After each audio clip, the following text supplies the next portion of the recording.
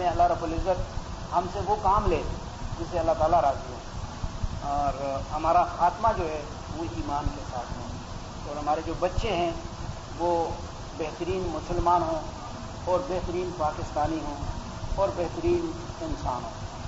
تو یہی ہماری زندگی میں ہماری کامیابی ہے اگر ہم ان چیزوں کو حاصل کریں۔ بہرحال انسان کو اللہ تعالیٰ اتنا ہی مکلف کرتا ہے جتنا اس کی بساط ہوتی ہے۔ تو ہم میں سے ہر ایک آدمی الحمدللہ اللہ تعالیٰ کا سب سے بڑا شکر ہے کہ ہم مسلمان ہیں، چاہے جس قسم کے ہیں، لیکن الحمدللہ ہمارا اللہ تعالیٰ پر یقین ہے، ہمارا رسالت مآب صلی اللہ علیہ وسلم پر، خیر آخر پر، قرآن کریم پر۔ تو ہم نے اپنے آپ کو اللہ تعالیٰ کے سپرد کیا ہوا ہے۔ اب اللہ تعالیٰ سے توفیق کی دعا ہے، یہ جو ہم نے ان کے ساتھ کمٹمنٹ کی ہے اس کو پورا کرنے کی ہمیں توفیق نصیب کرے، اور انشاءاللہ اللہ تعالیٰ کسی کا کوئی کام بھی ضائع نہیں کرتے۔ ان اللہ لا یضیع اجر المحسنین، اللہ محسنین کے اجر کو ضائع نہیں کرتے۔ انشاءاللہ آپ دیکھیں گے کہ اللہ تعالیٰ آپ کو مزید کامیابیوں سے ہمکنار کرے گا، اور جو آپ نیک مقصد لے کر اٹھی ہے اس مقصد میں اللہ تعالیٰ آپ کی پوری پوری مدد کرے گا۔ دنیا تو ہر انسان کما لیتا ہے، اور دنیا کے دن تو ہر آدمی بھی گزر جاتے ہیں، مثلا آج کا دن کلنٹن سے بھی گزر جائے گا، اور ہماری یونیورسٹی میں ایک ٹی این جو ہے اس کی بھی گزر جائے گا، وہ بھی اس کی لائف سے بھی ختم ہو جائے گا، اور اس کی لائف سے بھی وہ دن مٹ جائے گا۔ چلو اس نے کو اور طرح سے گزارا، اس نے اور طرح گزر تو کیا۔ زندگی تو وہ ہے جو ہمیشہ کی ہے، جس سے آپ نے چھٹکارا نہیں حاصل کرنا۔ اگر اس میں ہم کامیاب ہو جائیں اور اللہ تعالیٰ ہم سے راضی ہو جائے تو یہی سب سے بڑی کامیابی ہے۔ تو میری دعا ہے کہ اللہ تعالیٰ آپ سب کو کامیاب کرے، آپ سب کی مستقبل کی زندگی جو ہے اللہ رب العزت اس کو ہر قسم دکھوں سے اور مصیبتوں سے محفوظ فرمائے۔ آپ کی اولاد کو اللہ رب العزت جو ہے بہترین مسلمان، بہترین پاکستانی، بہترین انسان بنا دے میرے ساتھ، اور اللہ تعالیٰ ہمارے اس کام کو قبول فرمائے، ہماری نیتوں میں اخلاص پیدا کرے، ہمارے عمل کو شریعت کے مطابق بنا دے، اور ہمیں ہر قسم کی فتنے اور فساد سے محفوظ کرے۔ اور اگر مجھ سے کوئی غلطی ہو گئی ہے تو میں معافی چاہتا ہوں۔ آج کیونکہ لاسٹ ڈے ہے، آج ڈاکٹر نجمہ نے کہا تھا کہ کچھ ایسی چیز پڑھے جو کہ آپ کے لیے بالکل نئی ہو، تو انہوں نے کچھ ٹاسک مجھے دیا تھا، تو میں آپ کو انشاءاللہ اس میں پوری کوشش کرتا ہوں کہ آپ بہت آسان لفظوں میں اس کو سمجھ سکیں، ٹھیک ہے نا جی؟ جو میری سمجھ میں آیا اس کو میں نے اشاروں میں لکھا بھی ہے۔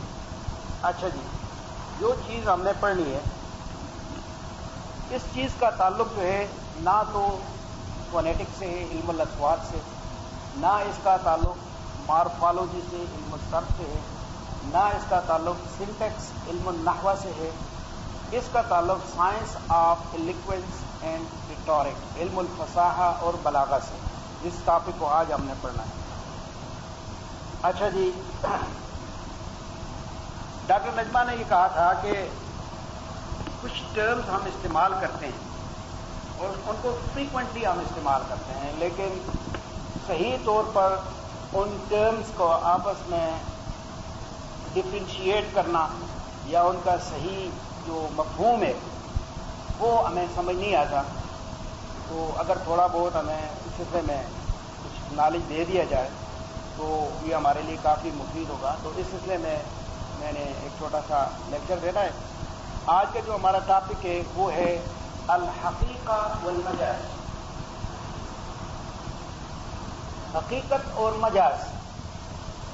یہ دونوں عربک لفظ ہیں لیکن آپ اردو میں بھی استعمال کرتے ہیں، اور لاشعوری طور پر اس کا معنی آپ کے ذہن میں بھی آتا ہے۔ مثلا کہتے ہیں یہ حقیقت ہے اور یہ مجاز ہے، ٹھیک ہے کہ نہیں؟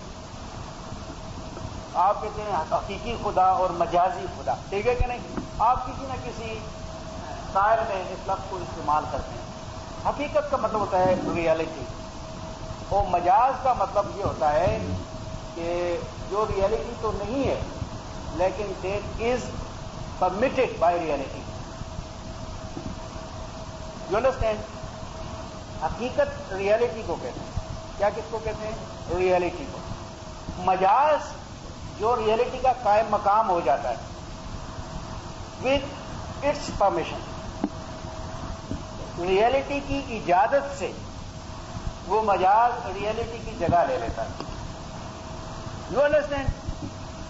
یعنی ہر چیز مجاز نہیں ہو سکتی. یہ مطلب نہیں ہوتا مجاز کا کہ حقیقت کے علاوہ ادر دین ریئلٹی مجاز نہیں ہوتا. یہ نہیں ہوتا کہ آپ ریئلٹی کے علاوہ ہر چیز کو ریئلٹی کی جگہ پہ آپ لا سکتے ہیں.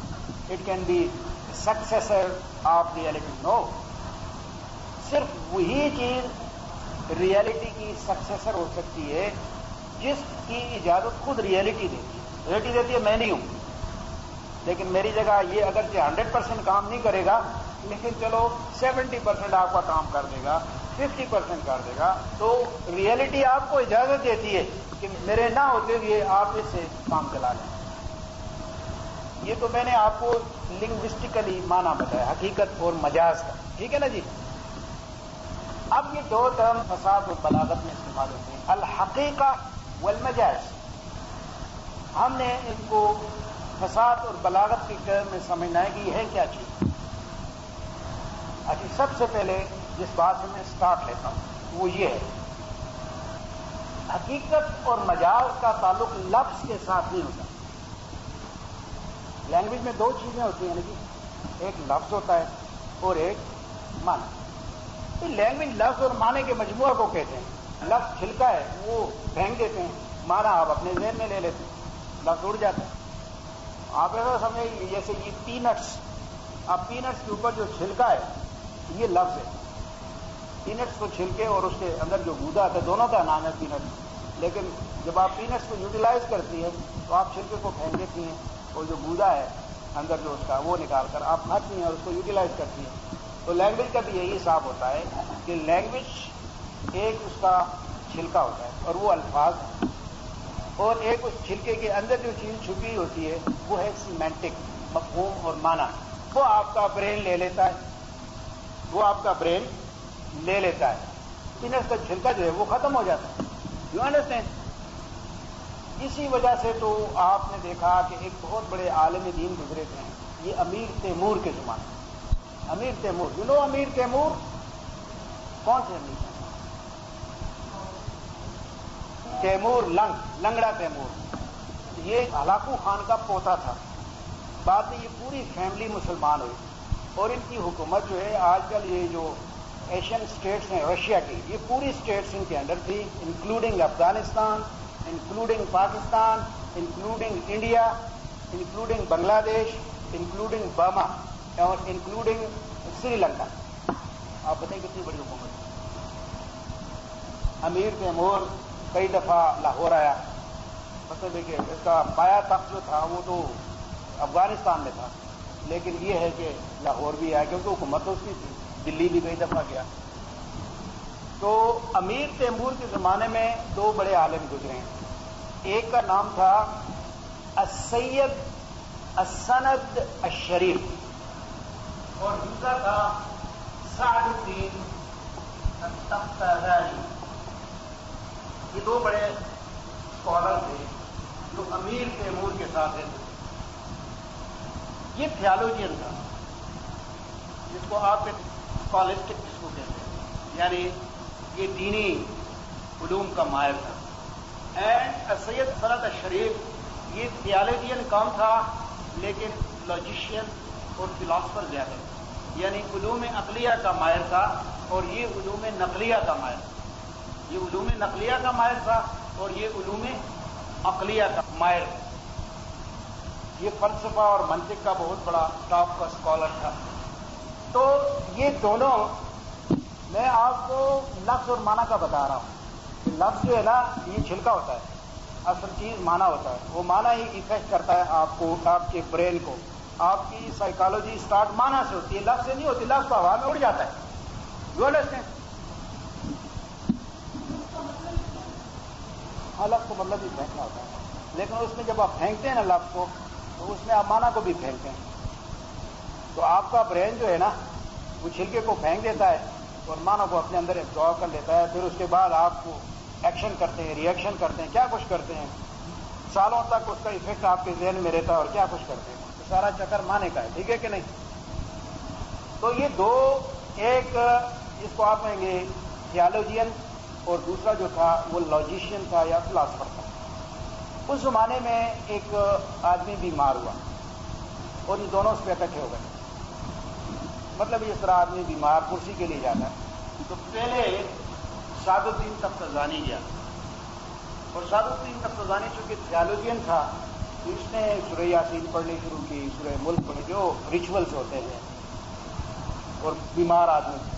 اینڈ ہی واز چانٹنگ اور reciting the holy Quran from different parts of the holy Quran اس مریض پر. And he was quite busy. کتنے میں یہ دوسرے آ گئے، یہ خاموشی سے بیٹھ گیا یہ جو، لیکن اس سے صبر نہیں ہو سکا السید السند الشریف سے.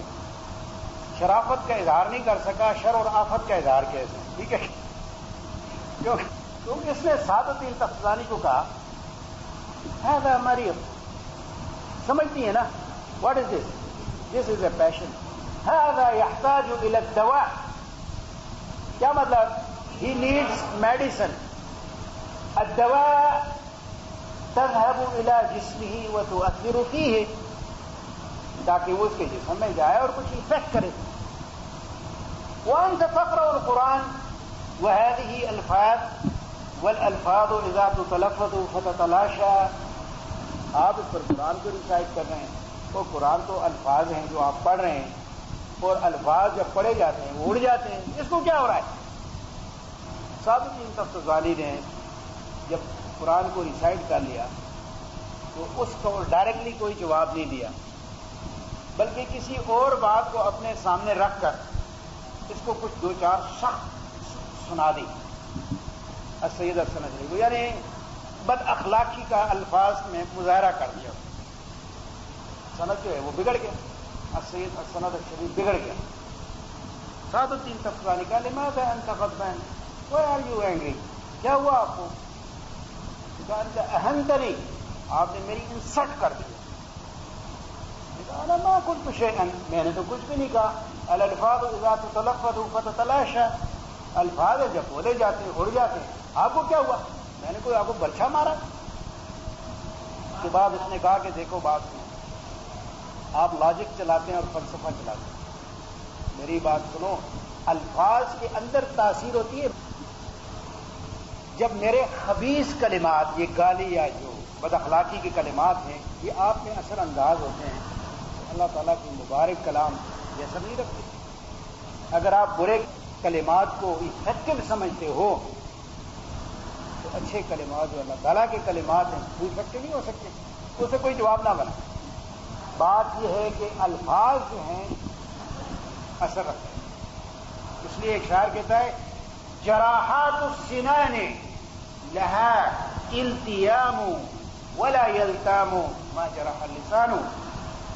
نیزوں اور برچھوں کے زخم جو ہیں ان کی پٹیاں تو ڈاکٹروں نے بنا لی،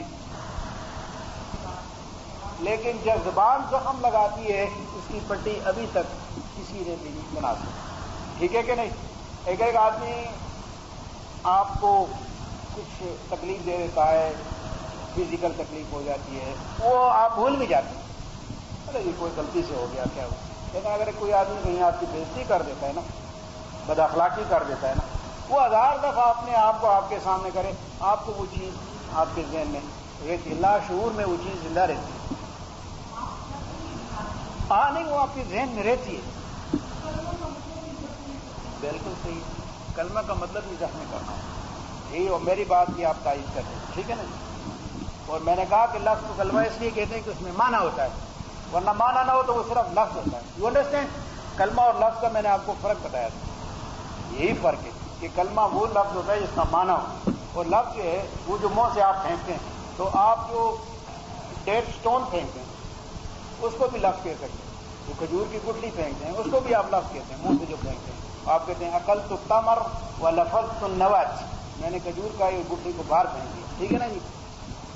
تو دو چیزیں ہیں لینگویج میں، ایک لفظ ہے اور دوسرا معنی ہے.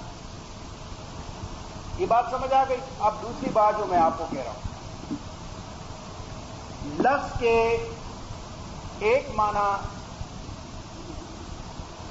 دو معنی، یعنی ایک معنی ضرور ہوگا کہ وہ لفظ جس معنی کے لیے ابتدا میں کیا کیا جائے، سیٹ کیا جائے. ایک لفظ لینگویج میں ہے اور ابتدائی سے اس لفظ کو ایک معنی کے لیے سیٹ کیا گیا. You understand? اس معنی کو، اس لفظ کا معنی کیا کہتے ہیں؟ لیکسیکل میننگ، ڈکشنری والا معنی. You understand? اب مثلا اردو میں ہم ایک لفظ بولتے ہیں، مثلا کرسی، چلو عربی کا لفظ. تو جس دن سے ہم نے اردو میں اس کو بولنا شروع کیا نا، اس دن سے ہی ہم نے اس کا ایک معنی متعین کیا ہوا. اگر کرسی کے لفظ ڈکشنری میں بھی لکھیں گے تو وہ معنی اس کے سامنے لکھیں. ٹھیک ہے کہ نہیں؟ اس کو گرامر میں یعنی لنگوسٹک میں کہتے ہیں لیکسیکل میننگ، ڈکشنری والا معنی. اور عربی میں کہتے ہیں المعنی القاموسی. قاموس کہتے ہیں کس کو؟ ڈکشنری کو. المعنی القاموسی یا کہیں المعنی الحقیقی، ریئل میننگ، جس کے لیے یہ لفظ کیا ہوا؟ کریٹڈ ہوا. یعنی at the time of creation of this utterance in language, اس کو اس معنی کے لیے کریٹ کیا گیا. ایک تو یہ معنی ہوتا ہے لفظ. اور کبھی آپ دیکھتے ہیں کہ لینگویج میں ایک لفظ کسی دوسرے معنی میں بھی استعمال ہوتا ہے، اس معنی میں استعمال نہیں ہوتا. کبھی ایسا بھی ہوتا ہے کہ دوسرے معنی میں استعمال ہوتا ہے. جیسے آپ لاشعوری طور پر استعمال کرتے ہیں. مثلا آپ کسی کو کہتے ہیں کہ پیالی پی لے. مثلا وہ آدمی ایک پیالی پی گیا، ایک آدمی 2 پلیٹیں کھا گیا. آپ لاشعوری طور پر پیالی کا معنی نہیں لے رہے. کیا لے رہے؟ پیالی سے چائے لے رہے ہیں، دودھ لے رہے ہیں، پانی جو بھی. اور پلیٹ سے پلیٹ کا معنی نہیں لے رہے. کیا لے رہے ہیں؟ جو پلیٹ میں چاول ڈالے ہیں، یا آپ نے تیسرے موزن رکھا ہوا ہے. تیسرے موزن جان، تیسرے موزن یہ پاکستان میں بہت بڑی استعمال. تیسری کس کو کہتے ہیں؟ فارسی کا لفظ بیٹا. اور موزن کس کو کہتے ہیں؟ بانگ دینا. تو بانگی کا بیٹا کون ہوتا ہے؟ مرغ. تو اس کو عام اصطلاح میں اسلام آباد میں کہتے ہیں تیسرے موزن. ایک دوسرے کو کہتے ہیں بھائی تیسرے موزن ہے وہاں. ٹھیک ہے کہ کیا مطلب ہے؟ مرغ ہے، ٹھیک ہے نا جی. تو بہرحال آپ پلیٹ میں جو رکھتے ہیں اس کو کھاتے ہیں، لیکن آپ کہتے ہیں پلیٹ 2 پلیٹیں کھا گیا، 3 پلیٹیں کھا گیا، 4 کپ پی گیا. ٹھیک ہے کہ نہیں؟ کپ کو نہیں پیا جاتا. تو لاشعوری طور پر آپ کو اگر کوئی انگریز دیکھے یار 2 پلیٹیں کھا گیا، تو پلیٹ کا معنی دیکھنا شروع کر دے ڈکشنری میں. آگے اس کو ملے پلیٹ. پلیٹیں کھاتے ہیں. ٹھیک ہے کہ نہیں؟ یا 2 کپ پی گیا، کپ کا معنی آگے دیکھو کپ کس طرح پی گیا. ٹھیک ہے کہ نہیں؟ تو اس کو لینگویج کا ایک تو لیکسیکل معنی پتہ چلنا چاہیے، اور دوسرا شیڈو میننگز جو ہوتے ہیں، شیڈو میننگز یا سچویشنل میننگز جو ہوتے ہیں وہ بھی پتہ ہونا چاہیے. ٹھیک ہے نا جی؟ لفظ کا ایک لیکسیکل میننگ پتہ ہونا چاہیے، اور دوسرا کوئی ڈفرینٹ انوائرمنٹس میں جب وہ لفظ استعمال ہوتا ہے اور اس لفظ کی جو شیڈو میننگز ہوتے ہیں، سچویشنل میننگز ہوتے ہیں، اسٹائلسٹک میننگز ہوتے ہیں، وہ بھی پتہ ہونے چاہیے. اگر وہ نہیں پتہ ہوں گے تو آپ بڑی تکلیف میں ہوں گے. اور میں آپ کو ایک ایسا واقعہ سناتا ہوں جو امریکہ میں میرے ایک کلیگ کے ساتھ ہوا، اور وہ کلیگ اب بھی زندہ ہے. اگر وہ پاکستان آیا تو میں آپ کو اس واقعہ سے دہرا بھی سکتا ہوں. وہ ہے امام کعبہ کا لڑکا. امام کعبہ عبداللہ بن سبیل، اس کا بیٹا ہے، اس کا نام تھا عبدالعزیز بن سبیل. آج کل وہ ہے ڈاکٹر عبدالعزیز بن سبیل، اور وہ جدہ یونیورسٹی میں professor, King Abdulaziz university Jeddah. وہ میرے ساتھ امریکہ میں پڑھا. یہ جب پہلے گیا، یعنی پہلے مہینے میں، تو آپ کو پتا ہے کہ لینگویج جو ہے یہ کلچر کو بھی ساتھ لے کر جاتی. کلچر بھی لینگویج کا ایک حصہ ہوتا ہے. ٹھیک ہے نا جی؟ آپ دیکھتے ہیں عربی میں جو بچیاں آتی ہیں، عربی کا کلچر ان پر آ ہی جاتا ہے. انگریزی میں یا فرانسیسی میں جو لڑکیاں پڑھتی ہیں، آپ دیکھیں گے کہ ان میں وہ کلچر پیدا ہو جائے گا. ٹھیک ہے کہ نہیں؟ لینگویج کا ایک کلچر بھی ساتھ ہوگا. ماشاءاللہ عربی میں کوئی ایسی لڑکی بھی آپ نہیں دیکھیں گے جو بغیر سر پہ دوپٹہ لگائے گی کلاس میں بیٹھے، لیکن آپ انگریزی وغیرہ میں اللہ ماشاء اللہ کچھ ہوں، لیکن اکثر لڑکیاں جو ہیں وہ اسی کلچر میں رنگی ہوتی ہیں۔ تو بہرحال کلچر جو ہے وہ لینگویج کا ایک حصہ ہوتا ہے، ٹھیک ہے نا۔ اس لیے امریکہ میں جتنی یونیورسٹیوں میں لینگویج ڈپارٹمنٹ ہوتے ہیں وہ کہتے ہیں department of languages and cultures, ٹھیک ہے کہ نہیں۔ جس ڈپارٹمنٹ میں میں پڑھتا اس کا نام تھا department of near eastern languages and culture. Culture جو ہے وہ لینگویج کا ایک حصہ ہوتا ہے۔ تو جب یہ گیا سعودی عربیہ سے، پہلا مہینہ تھا، تو اس کو موشنز ہو گئی، اس ہیڈ سلو موشنز۔ تو he went to an American doctor and I was with him. تو ڈاکٹر نے پوچھا ہے، میں ذرا ان کے عادتیں ہوتی ہیں، کہتا ہے واٹس رانگ وتھ یو، کیا ہوا آپ کو؟ اب اس نے اپنی لینگویج کے کلچر کو انگریزی کے کلچر میں ڈال کر انگریزی بولنی چاہیے۔ عربی میں کہتے ہیں میرا پیٹ چالو ہے، پنجابی میں یہ کہتے ہیں، تو عربی میں بھی کہتے ہیں بطن یمشی۔ تو اس نے اس کو انگریزی میں ٹرانسلیٹ کیا، کہتا ہے مائی اسٹامک از واکنگ۔ تو اب انگریزی کی کلچر میں تو یہ بات نہیں ہے نا، آپ نے اپنی کلچر کو اس میں داخل کیا اور بالکل ایگزیکٹ لٹرری ٹرانسلیشن کیا اس کا کہ واٹس رانگ وتھ یو، کہتا ہے my stomach is walking. American دیکھنے لگا، اس کو کہنے لگا what the hell you are talking. وہ یہی کہتے ہیں، بات سمجھنے کہتے ہیں what the hell is going on, what the hell you are talking. وہ بار بار کہے مائی اسٹامک از واکنگ، وہ کہے what's wrong with you, my stomach is walking, وہ کہتے ہیں what the hell you are talking, لگا رہا، آخر میں نے کہا سر ہی از موشنز۔ او یس یس، اس کو سمجھ آ گئی۔ تو میرا مطلب یہ ہے کہ لفظ کا جو معنی ہوتا ہے، ایک تو لیکسیکل معنی ہوتا ہے جس کے لیے وہ لفظ وضع کیا جاتا ہے، رکھا جاتا ہے اسی لیے لینگویج میں، تاکہ اس کا یہ معنی ہو۔ لیکن کچھ بعض دفعہ لفظ کے کچھ اور معنی بھی ہوتے ہیں، جن کو آپ شیڈو میننگز کہیں، جن کو آپ سچویشنل میننگز کہیں، جس کو آپ اسٹائلسٹک میننگز کہیں، یا جو بھی مرضی کہیں، اس کے لیے وہ لفظ وضع نہیں کیا جاتا، اس کے لیے وہ لفظ وضع نہیں کیا جاتا۔ تو یہ لفظ اگر لفظ اپنے اصلی معنی میں استعمال ہوتا ہے اس کو کہتے ہیں حقیقت۔ حقیقت کس کو کہتے ہیں؟ جب لفظ اپنے اصلی معنی میں استعمال ہو، ٹھیک ہے نا جی۔ اور مجاز کس کو کہتے ہیں؟ کہ جب لفظ اپنے اصلی معنی میں نہ استعمال ہو، کسی اور معنی میں استعمال ہو، اس کو کہتے ہیں مجاز۔ اس کو کیا کہتے ہیں؟ مجاز۔ مجاز نہ کہنا، میم کے اوپر پیش نہیں ہے، مجاز۔ مجاز اگر کہیں گے تو عربی کا اس کا مطلب ہے ون ہو از پرمیٹڈ۔ مجاز ہوئے جس کو اجازت ہے۔ خلیفہ جو ہے یا شیخ جو صوفی جو ہوتا ہے وہ اپنے مریدوں کو اجازت دیتا ہے، تو اس کو کیا کہتے ہیں؟ مجاز۔ یہ خلیفہ مجاز ہے پیر صاحب کا، کیا کہیں گے؟ ڈسائپل ہے پیر صاحب کو، جس کو پیر صاحب نے اجازت دے دی ہے،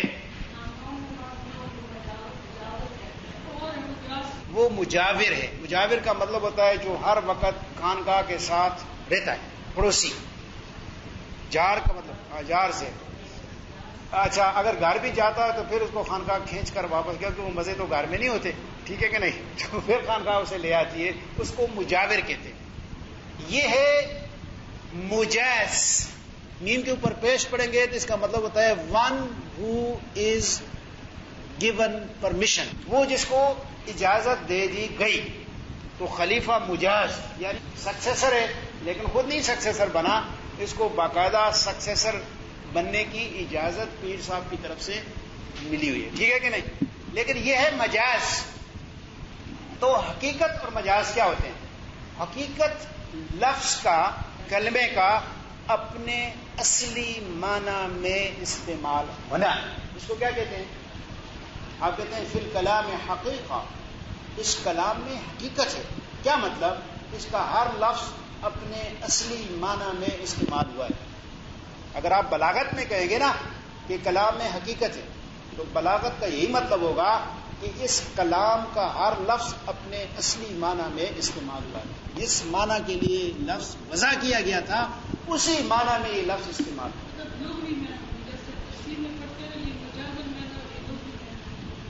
ہاں لغوی معنی بھی وہی ہے، حقیقی معنی بالکل صحیح۔ لنگوسٹک میننگز اور لیکسیکل میننگز، حقیقی معنی ایک ہی چیز. یہ کہتے ہیں جی حقیقی معنی اور لغوی معنی دونوں کہہ سکتے ہیں. بالکل صحیح ہے. یعنی لغت میں اس لفظ کا یہ معنی ہے، ایک ہی بات ہوئی نا جی. ڈکشنری میں اس کا یہ معنی ہے، لغت میں اس کا یہ معنی ہے، ایک ہی معنی ہے. تو آپ ڈکشنری کا معنی بھی کہہ سکتے ہیں، آپ حقیقی معنی بھی کہہ سکتے ہیں، آپ لغوی معنی بھی کہہ سکتے ہیں. ٹھیک ہے نا جی. اور مجاز کس کو کہتے ہیں؟ کہ جب آپ کسی لفظ کو اس کے اپنے اصلی معنی میں نہ استعمال کریں. کس میں استعمال کریں؟ کسی دوسرے سیکنڈ میننگ میں استعمال کرتے ہیں. تو اس استعمال کو کیا کہا جاتا ہے؟ مجاز. آپ کہتے ہیں کلام میں حقیقت نہیں ہے، کلام میں مجاز ہے. یعنی لفظ کو اپنے اصلی معنی میں یوٹیلائز نہیں کیا گیا، بلکہ لفظ کو کسی دوسرے معنی میں سیکنڈ میننگ میں استعمال کیا گیا. آپ سمجھ رہے ہیں میری بات؟ اچھا جی آگے اب بات سمجھیں. کیا جی؟ یہ کہیں گے ریئل میننگ، اور مجاز ہو گیا شیڈو میننگ، یا آپ کہیں گے سیکنڈری میننگ، یا سچویشنل میننگ، یا اسٹیلسٹک میننگ، یا جو کچھ بھی کہیں گے مجاز. ٹھیک ہے کہ نہیں؟ اچھا جی اب آگے تھوڑا سا اور گزرتے ہیں. میں استعارے میں نہیں گیا نا، آپ مجھے ابھی جانے دیں.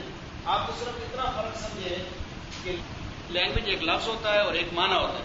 لفظ جو ہے وہ چھلکا ہے، پھینکا جاتا ہے، معنی اصل چیز ہوتا ہے. ٹھیک ہے نا جی.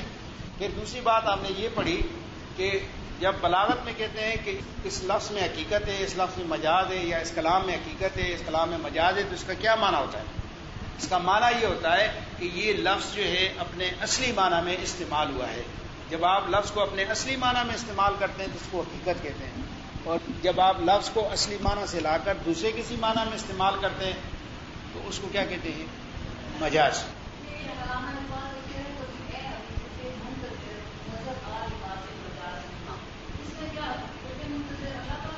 ہاں لباس مجاز کا مطلب یہ ہوتا ہے کہ آپ کسی اور شکل میں میرے سامنے آئے. جیسے موسیٰ علیہ السلام کو درخت کی شکل میں اللہ دکھائی دیا، یہ مطلب، یا میرے دل میں سما جائے اور مجھے نظر آنا شروع ہو جائے. یہ مجاز کا مطلب. اللہ حقیقی لباس میں تو آپ ان آنکھوں سے نہیں دیکھ سکتے، وہ تو آپ آخرت میں دیکھیں گے، اور جنت میں آخری نعمت ہوگی دیدار الہی.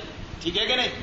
لیکن دنیا میں آپ اس کا پرتو دیکھیں. اللہ تعالیٰ نے خود موسیٰ علیہ السلام کو کہا آپ مجھے نہیں دیکھ سکتے، اس پہاڑ کو ہی دیکھو میں ایک تجلی دیتا ہوں، اگر یہ آپ سما سکتے ہیں تو پھر آگے اور کام کریں. یہ تو موسیٰ علیہ السلام گر پڑے. ٹھیک ہے کہ نہیں؟ تو یہی علامہ اقبال ہے کہ اپنے میرے ذہن دل و دماغ میں ڈال دے. ٹھیک ہے کہ نہیں؟ حقیقت تو آپ نے یہ پڑھ لیا کہ جو اصل معنی ہے اس میں لفظ کا استعمال ہونا، یہ حقیقت ہوتی ہے. مجاز کی کئی برانچز ہوتی ہیں، یہ آپ نے پڑھ لیا. مجاز کی کتاب میں دو برانچز، الاستعارہ اور المجاز المرسل. الحقیقہ یعنی الحقیقہ اللغویہ، جس طرح انہوں نے کہا الحقیقہ یعنی الحقیقہ اللغویہ. المجاز یہ المجاز اللغوی، مجاز لغوی یعنی لغت میں جو مجاز ہے. اب یہ مجاز کی کتنی قسمیں؟ مجاز لغوی کی کتنی قسمیں؟ الاستعارہ، اور دوسری قسم کیا ہے؟ اب المجاز المرسل. اچھا ابھی اس کو سمجھیں یہ کیا ہے، پھر آپ قرآن کی آیت میں بتاؤ. ٹھیک ہے نا؟ آپ مجاز کو تو سمجھ چکے ہیں، مجاز لغوی کو. مجاز لغوی یہ ہوتا ہے کہ لفظ اصلی معنی میں استعمال نہیں ہو رہا، کسی دوسرے معنی میں استعمال ہے، یہ ہے مجاز. اب سوال یہ ہے کیا ہر ایک کو چھٹی ہے کہ لفظ کو کسی معنی میں استعمال کر سکتا ہوں؟ کہ جی میرا یہاں اصلی معنی مراد نہیں ہے. میرا مطلب کہتا ہے جی میں نے اس کو مارا، پھر جج کے سامنے کہتا ہے جی میں نے اس کو مارا، جو اقرار کیا ہے تو یہ معنی نہیں میں نے اس کو مارا، میرا یہ معنی تھا کہ میں نے اس کی عزت کی ہے. ٹھیک ہے کہ نہیں؟ میں نے مارنے سے عزت کا معنی لیا. ٹھیک ہے کہ نہیں؟ کیا یہ ہر آدمی ہیزلڈی جو مرضی ہے معنی مراد لے لے؟ کیا سوال یہ پیدا ہوتا ہے کہ آپ جب ایک لفظ کو حقیقت سے ہٹا کر کسی دوسرے معنی میں استعمال کرتے ہیں تو کیا مجاز میں استعمال کرنے کی کوئی ریسٹرکشن بھی ہیں یا نہیں؟ سوال یہ، یا آدمی کو اجازت ہے جس طرح مرضی ہے وہ کر لیں. اگر یہ اجازت ہوتی کہ جی آدمی کی اپنی مرضی ہے جس معنی میں لفظ کو استعمال کرے تو پھر تو انسان کی زبان جھگڑے کا سارا دھندا ہی ہو جاتی اور کوئی چیز اسٹیبل ہی نہ رہتی. پھر تو نہ عدالتوں کی ضرورت تھی نہ شہادتوں کی ضرورت تھی. ہر آدمی کہتا ہے جی میرا مقصد یہ نہیں ہے، میرا مقصد یہ ہے. تو کہنے یہ آپ کا مقصد نہیں ہو، کہتے ہیں میرے مقصد پر پابندی لگانے والے کہاں سے آ گئے؟ نیت میری ہے، میں نے یہ ارادہ کیا، ٹھیک ہے کہ نہیں؟ تو پھر تو ایک تماشا بن جاتا عدالتی نظام بھی ساری چیز. تو سوال یہ پیدا ہوتا ہے کہ جب آپ لفظ کو حقیقت میں نہیں استعمال کر رہے، آپ حقیقت سے ہٹ کر کسی دوسرے معنی میں استعمال کر رہے ہیں، تو کیا آپ اس میں آپ شترے بے مہار ہیں؟ یعنی آپ پر کوئی پابندی نہیں ہے یا کچھ پابندیاں بھی ہیں لینگویج کی طرف سے؟ تو سوال جواب یہ ہے کہ نہیں، لینگویج کے اندر پابندیاں ہوتی ہیں. آپ جو دوسرے معنی میں استعمال کریں گے وہ ایسے ہیپ ہیزرڈ ہی نہیں استعمال کر سکتے، بلکہ اس کے لیے کچھ شرائط بھی ہیں. ٹھیک ہے نا جی؟ جب تک کہ وہ سیکنڈ معنی شرائط نہیں پورے کرے گا آپ اس لفظ کو سیکنڈ معنی میں نہیں استعمال کریں. You understand? تو مجاز کے لیے کچھ شرائط ہوتے ہیں. جب آپ لفظ کو مجازی معنی میں استعمال کرتے ہیں تو مجازی معنی میں شرائط ہونے چاہیے. وہ شرط کیا ہے؟ آپ اس وقت مجازی معنی لے سکتے ہیں جب حقیقی معنی لینا امپاسبل ہے. نمبر ایک شرط یہ، جب آپ نے لفظ بولا نا، اب اس میں حقیقی معنی کو مراد لینا امپاسبل ہے، دیٹ از ناٹ پاسبل. اگر امپاسبل نہیں ہے تو at least that is very very difficult, بہت مشکل ہے، یا دیٹ از ارریشنل، وہ ایک نامعقول سا سچویشن بن جاتی ہے اگر آپ اصلی معنی لیں. یہ ساری کنڈیشن ٹھیک ہے نا جی؟ یا تو امپاسبل ہے، یا یہ ہے ارریشنل ہے، یا یہ ہے ویری ویری ڈیفیکلٹ ہے. ٹھیک؟ ایک تو شرط یہ ہے حقیقی معنی آپ نہیں لے سکتے، اس میں یہ انٹرا کیسز آ جاتی ہیں، یہ پیچیدگیاں ہیں. اور دوسری شرط یہ ہے کہ جو آپ مجازی معنی مراد لے رہے ہیں اس کی حقیقی معنی کے ساتھ ریلیشن شپ ہو، اس کے ساتھ کیا ہو؟ علاقہ ہو. علاقہ نہ علاقہ، ریلیشن. علاقہ کا کیا مانا ہو؟ آپ کہتے ہیں یہ میرا علاقہ ہے، اردو میں کہتے ہیں یعنی ریلیٹ ٹو می، یہ میرا ضلع ہے، یہ میری تحصیل ہے، یہ میرا تھانہ ہے، یہ میرا گاؤں ہے، یہ میری زمین ہے. یہ اس قسم کا زمین کے ساتھ آپ کی ایک پیوستگی ہوتی ہے. ٹھیک ہے نا جی؟ ہاں جی؟ تو میں بھی کہہ رہا ہوں نا، علاقہ کا لفظ میں سمجھا رہا ہوں، علاقہ پھر پتا ہو. علاقہ کا مطلب کیا ہوتا ہے؟ جس کے ساتھ آپ اٹیچڈ ہوتے ہیں. ایک ہوتا ہے علاقہ، عین کے نیچے زیر، علاقہ اس کا مطلب ہوتا ہے ہینگر، جس پہ آپ کپڑے لٹکاتی ہیں، جس پہ آپ کپڑے لٹکاتی ہیں. آپ کہتے ہیں یا القمیص فی علاقہ، کرتا جو ہے وہ ہینگر میں، السروال فی علاقہ، شلوار جو ہے وہ کدھر ہے؟ وہ آپ اریدا فی علاقہ، چادر ہے وہ ہینگر پہ. ٹھیک ہے کہ نہیں؟ ایک ہوتا ہے علاقہ اور ایک کیا ہوتا ہے؟ علاقہ. دونوں میں فرق سمجھ لیں.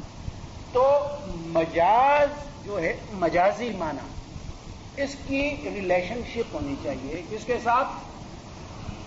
حقیقی کے ساتھ. آپ یہ تو نہیں ہے نا کہ آپ بولتے ہیں کلکتہ اور کہتے ہیں کہ میرا مراد نیو یارک ہے، کوئی علاقہ ہی نہ ہو. ٹھیک ہے کہ نہیں؟ ایسی بات نہیں. انہوں نے کہا کہ یہ علاقہ یا علاقہ کا لفظ کہاں سے ڈیرائیو ہوا؟ تو علاقہ، علاقہ کا مطلب ہوتا ہے اٹیچ کرنا.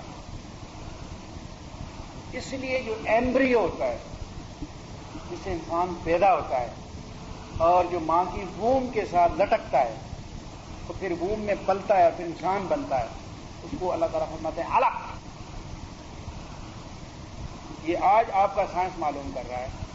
تو اللہ تعالیٰ فرماتا ہے خلقنا الانسان من علق، ہم ہم نے انسان کو سسپینڈڈ ایمبریو سے بنایا، جو سسپینڈ کرتا ہے ماں کے ووم کے ساتھ. تو آپ نے دیکھا کہ مجازی معنی میں جب آپ استعمال کریں گے تو آپ کی دو کنڈیشن ہوں گی. نمبر ایک، اصلی معنی اس کا لینا یا تو ہے امپاسبل یا ویری ڈیفیکلٹ یا مذاق کا ذریعہ بنتا ہے، irrational.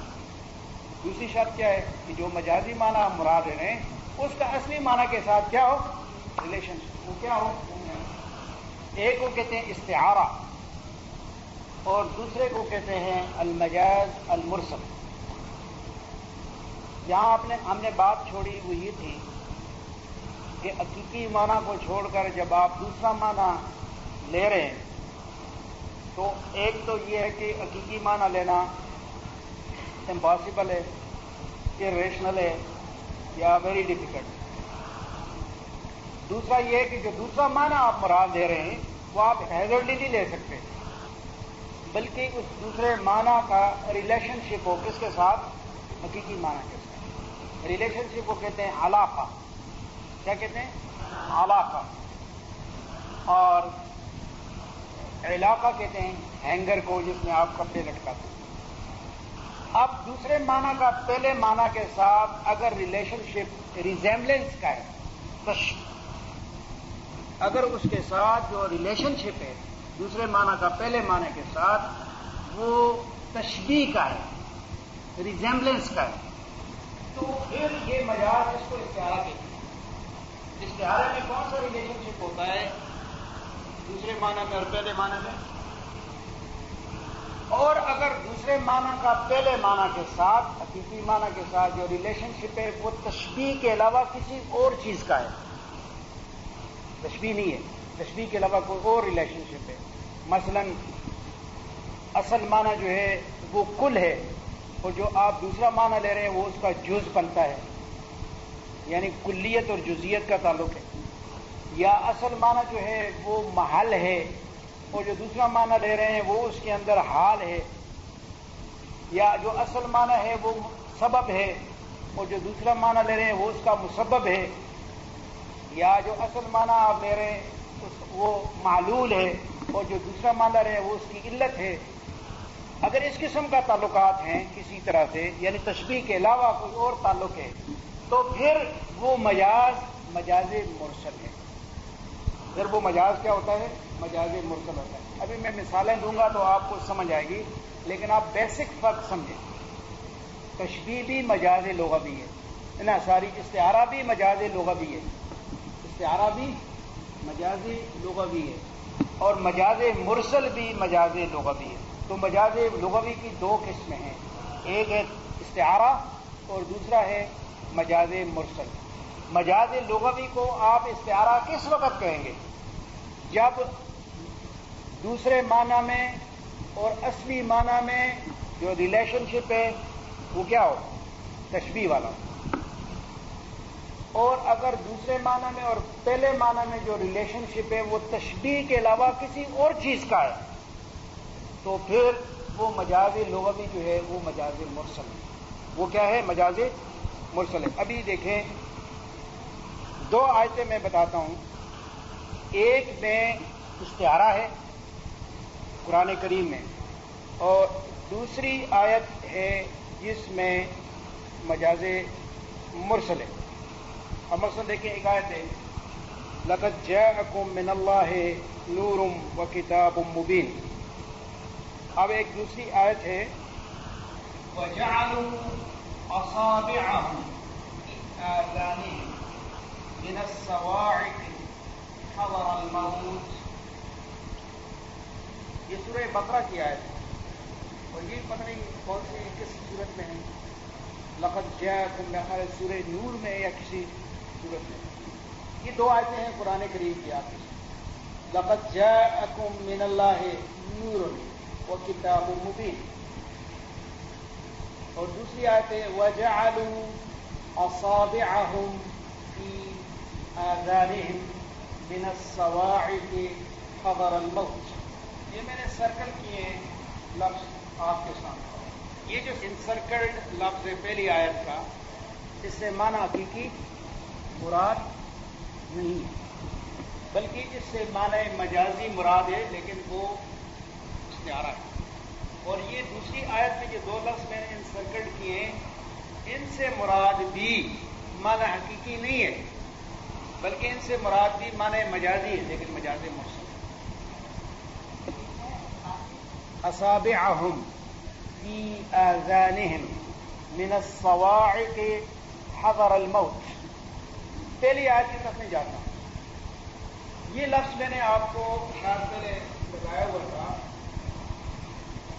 کہ جب قرآن کریم کسی امپورٹنٹ بات کو، جو بعد میں ٹاپ ریئلٹی ہے، جس کو کنفیس کرنے کے بعد بغیر آپ کا کوئی چارہ کار نہیں ہے، تو قرآن کریم جب ایسی چیز کو بیان کرتا ہے تو قرآن کا سٹائل یہ کہ اس کو لقد کے ساتھ سٹارٹ کرتا ہے۔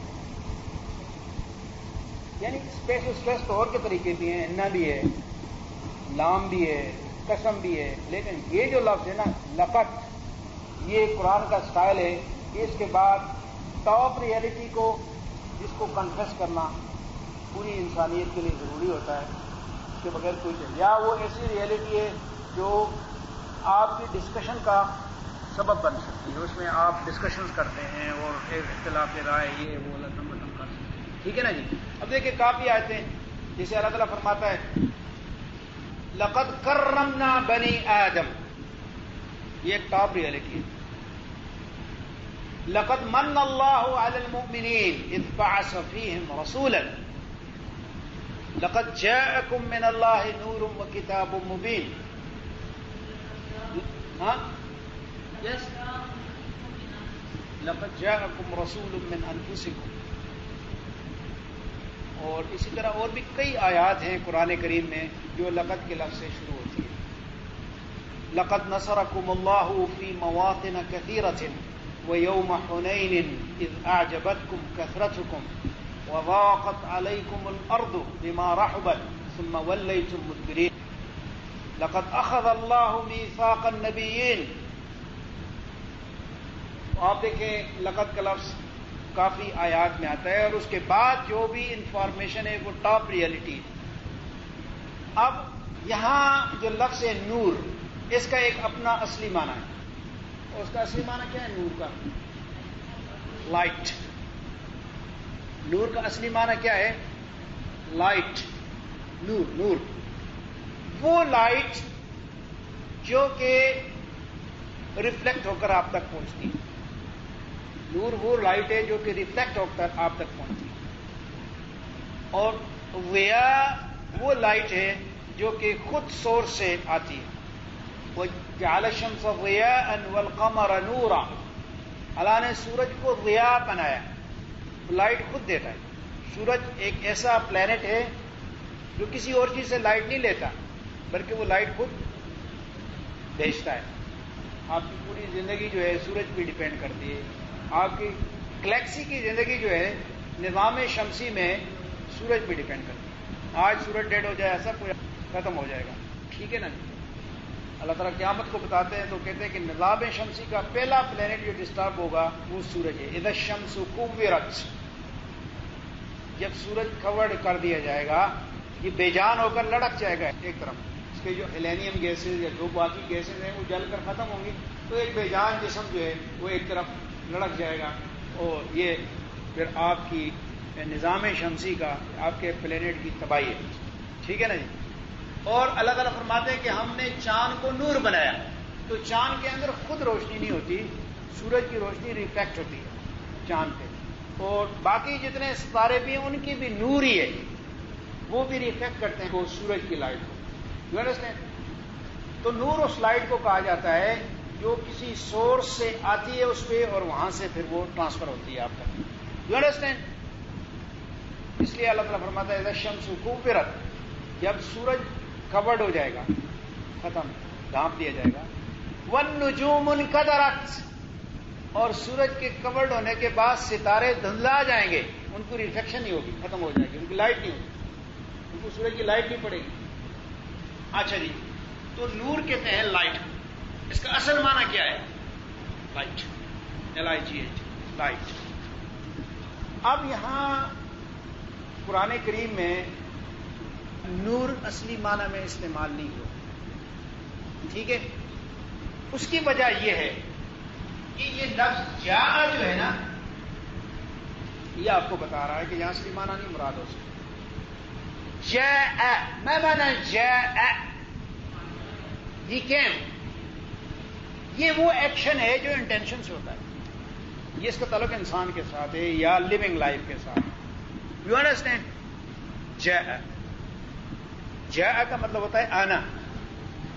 آپ کتاب آپ کے پاس، تو آپ جاء کتاب نہیں کہہ سکتے. آپ یوں کہتے ہیں جاء زید وجاء بکتاب، اور وہ ایک کتاب لایا ساتھ. ہی کیم ود اے بک. تو جاء وہ ایکشن ہے جس کا تعلق ایک ایسی ذات کے ساتھ ہو سکتا ہے جو کہ زندہ بھی ہو اور جو انٹینشن بھی رکھتی ہو. تو نور میں یہ چیز نہیں ہے، اس لیے نور آیا، نور کو لایا جاتا ہے، بھیجا جاتا ہے، دیا جاتا ہے، لیکن نور آتا نہیں. You understand? تو یہاں نور کا اصل معنی مراد نہیں. یہاں نور کا معنی مراد ہے وہ ذات جس کو اللہ رب العزت نے اپنی ہدایت ٹرانسفر کرنے کے لیے آپ کے لیے کیا بنایا؟ ذریعہ بنایا. اللہ کی ہدایت اس تک آتی ہے، وہاں سے آپ کو ریفلیکٹ ہوتی ہے. You understand? نور سے مراد وہ ذات ہے، وہ چیز ہے. ٹھیک ہے نا جی؟ جو انٹینشن بھی رکھتی ہے، جو لیونگ بھی ہے، انٹینشن بھی رکھتی ہے، اور اللہ تعالیٰ اپنی ہدایت کو اس کے تھرو آپ تک پہنچاتے ہیں. وہ کون سی ذات ہوتی ہے؟ کیا؟ سارے انبیاء نور ہیں. اور یہاں تو چونکہ رسول اللہ صلی اللہ علیہ وسلم کا ذکر آ رہا ہے، تو یہاں سے مراد رسالت مآب صلی اللہ علیہ وسلم ہے. اب آپ نے نور سے مراد رسالت مآب صلی اللہ علیہ وسلم لیا، تو ان کی اصل معنی کے ساتھ کیا مناسبت ہے؟ کیا ہے؟ مشابہت ہے نا. جس طرح نور آپ کو ہر چیز واضح کر دیتا ہے اور گائیڈنس دیتا ہے، اور اس کے موجودگی میں آپ اندھیروں میں نہیں بھٹک سکتے. ٹھیک ہے کہ نہیں؟ اگر آپ نور کے ہوتے ہوئے بھی گریں گے تو اپنی بے احتیاطی سے گریں گے. اگر کھڈے میں گر گئے تو آپ ایکسکیوز نہیں کر سکتے کہ جی مجھے نظر نہیں آیا. اتنا آپ مثلا یہاں انسٹیٹیوٹ میں لائٹ ہے اور آپ کسی چیز سے ٹکرا جاتی ہیں تو یہ آپ کی بے احتیاطی ہے. آپ یہ ایکسکیوز نہیں کر سکتے کہ جی مجھے نظر نہیں آیا. ٹھیک ہے کہ نہیں؟ کیوں کہ نور تو موجود ہے. تو اس طرح نور جو ہے وہ آپ کو ہر چیز واضح کرتا ہے، گائیڈنس دیتا ہے. اسی طریقے پر اللہ کا نبی جو ہے وہ انسانیت کے لیے ایک گائیڈ ہوتا ہے. جی وہ گائیڈ ہوتا ہے، اور وہ گائیڈ جو ہے ہر چیز کو، انسانیت کو گائیڈ کرتا ہے، اور اس کی موجودگی میں انسانیت گمراہی کے اندھیروں میں نہیں جا سکتی. گمراہی کے اندھیروں میں نہیں جا سکتی. تو جب آپ نے نور کے اصلی معنی کو چھوڑا اور آپ نے اس سے دوسرا معنی لیا، اور وہ معنی کیا ہے؟ رسالت مآب صلی اللہ علیہ وسلم ہے. تو اصلی معنی میں اور جو دوسرا معنی ہے اس میں آپس میں ریلیشن شپ کیا ہے؟ مشابہت کا ہے، تشبیہ کا ہے. تو اب نور سے محمد صلی اللہ علیہ وسلم کو مراد لینا یہ کیا ہے؟ استعارہ ہے. اس کو کیا کہیں گے؟ استعارہ. نہیں تشبیہ نہ کہے، استعارہ ہے. علاقہ جو ہے وہ تشبیہ کا ہے، مشابہت کا ہے، ریزیمبلنس کا ہے. لیکن یہاں جو آپ نے استعمال کر کے نور سے مراد محمد صلی اللہ علیہ وسلم لیے ہیں، تو یہ کیا ہے؟ استعارہ. یہ مجاز لغوی اور استعارہ ہے. آپ آیت کا معنی یوں کریں: indeed he came to you. Who is he? Muhammad. What is his situation? He is just like a light for all of you. ٹھیک ہے کہ نہیں؟ اور وہ آپ کے لیے ایک واضح کتاب بھی لائے. جاءکم من اللہ نور و کتاب مبین، نور آیا اور اپنے ساتھ ایک واضح کتاب بھی لایا آپ کی گائیڈنس میں. ٹھیک ہے کہ نہیں؟ لقد جاءکم من اللہ نور و کتاب مبین. اب میرے خیال میں یہ جو ہمارے بھائی لڑتے ہیں آپس میں، ان کو اصل میں یہ بلاغت نہیں پتا.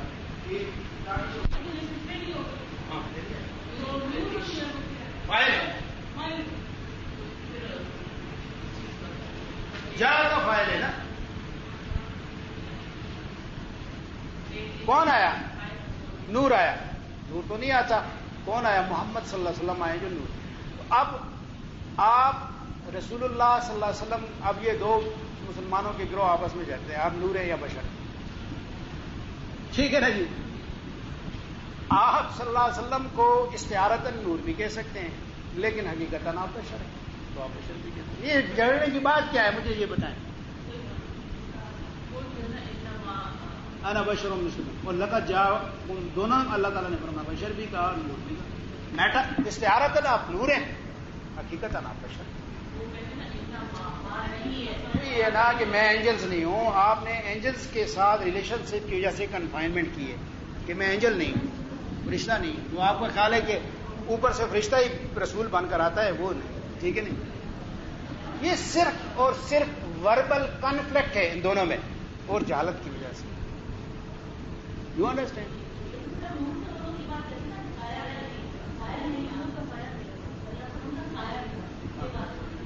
اچھا، آپ صلی اللہ علیہ وسلم کا سایہ نہیں تھا، یہ ایک علیحدہ بات ہے، لیکن آپ بشر تھے. اچھا جی، اس کے بعد یہ دوسرا لفظ ہے، دوسری آیت ہے. اس میں مجاز مرسل نہیں ہے تو مجاز لغوی، لیکن ہے کیا؟ مرسل ہے. اس کی وجہ یہ ہے، اللہ تعالیٰ فرماتا ہے منافقین کی ایک خصلت تھی، اور یہ خصلت آج بھی ہے منافق. ٹھیک ہے؟ اللہ تعالیٰ ان کی ایک مثال دیتا ہے. اللہ فرماتا ہے کہ جب تھنڈر، بادل میں تھنڈر پیدا ہوتے ہیں، لائٹنگ ہوتی ہے، بجلی کی کڑک ہوتی ہے، اور وہ جگہ جگہ دیکھتے ہیں کہ گر گئی. ٹھیک ہے نا جی؟ ہر طرف سے ان کو گر رہی ہے، ایک ایسی سچویشن کریٹ ہوئی ہے. اب ان کے دلوں میں خطرہ ہے کہ کہیں لائٹ ہمارے اوپر نہ گر جائے اور ہم کہیں پرسم نہ ہو جائیں. وہ اپنی طرف سے جو بھی ان کے بس میں بات ہوتی ہے نا، وہ کرتے ہیں. وہ کیا کہ وہ کانوں میں جہاں سے ان کو سنائی دیتی ہے چیز، اس میں وہ اپنی انگلیوں کو اپنے کانوں میں ٹھونستے ہیں تاکہ اس کی آواز کم از کم سنائی نہ دے. ٹھیک ہے کہ نہیں؟ جب آواز سنائی نہیں دے گی تو وہ ڈر اور خوف جو ہے وہ ان کے ذہن میں نہیں آئے گا، اور وہ ڈر اور خوف کی وجہ سے ان کو موت کا خوف سامنے نظر آتا ہے، اس سے بھی بچنا چاہتے. ٹھیک ہے کہ نہیں؟ اب آیت میں اللہ تعالیٰ فرماتے ہیں وَجَعَلُوا أَصَابِعَهُمْ. اصابع ما معنی اصابع؟ فنگرز. یہ جو ہے نا، اس کو کہتے ہیں اصبع. اس کو کیا کہتے ہیں؟ اصبع. اس کو بھی کہتے ہیں، یعنی یہاں سے